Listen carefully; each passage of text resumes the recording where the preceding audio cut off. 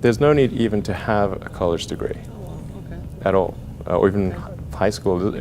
I mean, if somebody graduated from a great university, that may be an indication that they will be capable of great things, but it's not necessarily the case. You know, if you look at, say, people like Bill Gates or Larry Ellison, Steve Jobs, these guys didn't graduate from college. Dropouts, yeah. But if you had a chance to hire them, of course, that would be a good idea. Yeah, okay. So, you know, it's just looking just for evidence of exceptional ability. And if there's a track record of exceptional achievement, then it's likely that that will continue into the future. How would I describe myself? Well, I mean, I seem to have a high innate drive. And that's been true even since I was a little kid. You know, I really had a very strong drive. Did all sorts of risky things when I was a kid that why did I do those things? They're crazy. I care a lot about the truth of things and trying to understand the truth of things. I think that's important.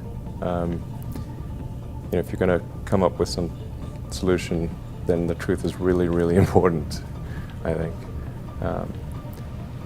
I'm trying to think of, I mean, it's difficult to obviously come up with like things that are praise for oneself, you know, or like, there's bad and good here, but I think like sometimes they're just like the things that seem quite clear and obvious to me, and I don't understand why they aren't so obvious to everyone. Age or people like that, what is it you have in common with them? Well, I mean, those are pretty different personalities, you know, between Gates and Jobs and Ellison. Business and success? I think you know, all three of those were technologists, but with different types of skills. You know, Jobs was obviously very good with aesthetics, and you know, he understood technology, of course, and he really understood what people wanted even when they didn't know themselves. And he was not afraid to, you know, break boundaries. But like say, like Gates would probably be better at you know, sort of raw engineering and technology than Jobs, but not as good on aesthetics. But I mean, for all of these guys, they're obviously very driven, and they're very talented, and yeah, and they're able to attract great people to build a company. But I mean, the ability to attract and motivate great people is critical to the success of a company, because a company is it's a group of people that are assembled to create a product or service. That's the purpose of a company. People sometimes forget this elementary truth, and so if you know, if you're able to get great people to join the company and work together towards a common goal, and you sort of have a relentless sense of perfection about that goal, then you will end up with a great product. And if you have a great product, lots of people will buy it, and then the company will be successful. Yeah. But really, it's pretty straightforward, really. I mean, yeah, that's the reason for it. I wouldn't say I'm fearless. In fact, I think I feel fear quite strongly. But if what we're doing is, what I'm doing is, I think is important enough, then I just override the fear. So, but it's not as though I feel it like more strongly than I would like. And in which areas would you never go full risk if you still are fearful? Well, it really depends on the stakes. If the stakes are high, if it's really important, then I will overcome the fear and just do it anyway.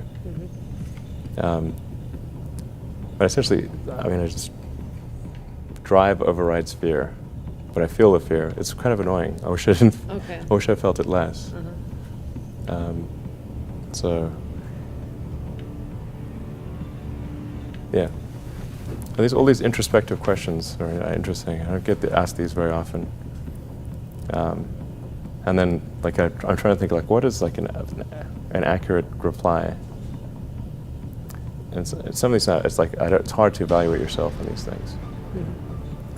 Which company you founded was the most risky at the start?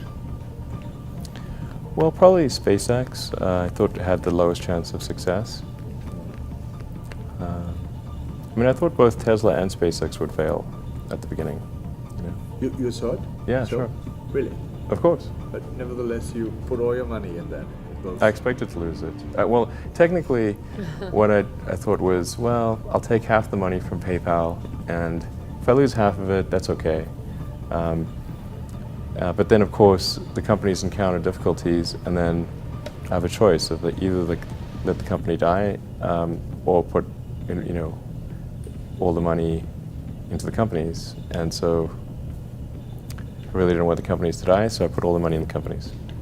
Yeah. And then I had to borrow money from friends to pay living expenses. Yes. What was your best idea ever? My best idea ever? Yeah. This is tricky. I suppose coming to North America was my best idea. Okay. Because I think these things would not have been accomplished almost anywhere else. It's really hard to start a company, but in particularly California, Silicon Valley is very conducive to startup companies, and so whenever I'd read books in South Africa, it would seem like the cutting edge of technology was in Silicon Valley, and so that's when I wanted to come and I wanted to move to this mythical place. Okay. And are there things you regret having done or for not having done so far? Well, there's lots of things that, when life is short, and there's lots of things that could be done that one can't necessarily do. And these really are introspective questions. I think, overall, I think I'm pretty happy with where things are. It's hard not to be, honestly. Yeah. I'd be, things are in a good place right now, and I'd like to, looking ahead, I'd like to see humanity go beyond Earth and have people on Mars. That would be really great. And to see widespread adoption of electric vehicles and renewable energy. These are great things. And I think those would be really, really cool.